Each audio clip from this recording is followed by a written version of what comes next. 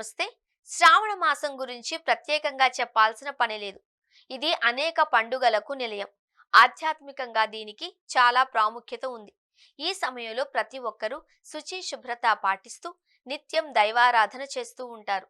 మరి మీరెప్పుడైనా ఆలోచించారా? అసలు శ్రావణ మాసానికి ఆ పేరెలా వచ్చిందో? ఇప్పుడు మనం దాని గురించి తెలుసుకుందాం.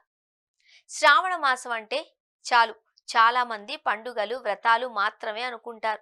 కానీ ఈ మాసానికి ఈ పేరు రావడం వెనుక పెద్ద కథ ఉంది అని చెబుతారు పండితులు. ముఖ్యంగా శ్రీ మహావిష్ణువు కారణంగా దీనికి శ్రావణ మాసం అనే పేరొచ్చిందంట. అసలు విషయంలోకి వెళితే మహావిష్ణువు జన్మ నక్షత్రం శ్రవణ నక్షత్రం. దీని పేరు మీదుగా దీనికి శ్రావణ మాసం అని పేరొచ్చిందంట. శ్రావణ మాసం హిందూ సంస్కృతిలో అత్యంత పవిత్రమైన, ప్రత్యేకమైన నెలల్లో ఒకటిగా పరిగణించబడుతుంది.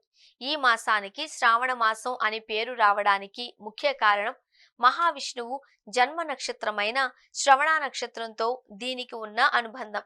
12 నక్షత్రాలలో ఒకటైన శ్రవణ నక్షత్రం విష్ణువుకు అత్యంత ప్రీతికరమైనది.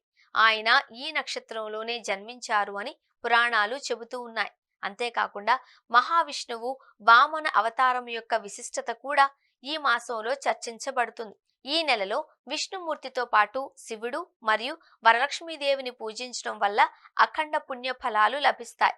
శ్రావణ మాసం ప్రతి సోమవారం శివుడికి అంకితం. లోకాలను రక్షించడానికి శివుడు హాలాహలం సేవించిన పవిత్రమైన సమయం ఇది. ప్రతి శుక్రవారం వరలక్ష్మీదేవికి ప్రత్యేకం. ఈ రోజులలో లక్ష్మీ పూజలు చేయడం వల్ల ఇంట్లో అఖండ ఐశ్వర్యం, సుఖ సంతోషాలు వెల్లి విరుస్తాయని భక్తుల నమ్మకం. నాగపంచమి, వరలక్ష్మి వ్రతం, రాఖీ పౌర్ణమి, కృష్ణాష్టమి వంటి ఎన్నో పెద్ద పండుగలు ఒకే నెలలో రావడం శ్రావణ మాసం విశిష్టతను మరింత పెంచుతుంది. అందుకే ఇది కేవలం ఒక సాధారణ మాసం కాదు. ప్రతి ఇంట్లోనూ భక్తిని, బంధాలను, సంపదలను కలిగించే పవిత్రమైన ఆధ్యాత్మిక సమయం శ్రావణ మాసం అంటారు. అందుకే ఈ శ్రావణ మాసం శివ, విష్ణు, లక్ష్మీదేవి పూజలతో పాటు నాగపంచమి, వరలక్ష్మి వ్రతం, రాఖీ పౌర్ణమి, కృష్ణాష్టమి వంటి అనేక పండుగలను అందిస్తుంది. ఇది భక్తిని, బంధాలను, సంపదలను కలిగించే ఆధ్యాత్మిక మాసంగా మంచి ప్రాముఖ్యతను సంపాదించుకుంది.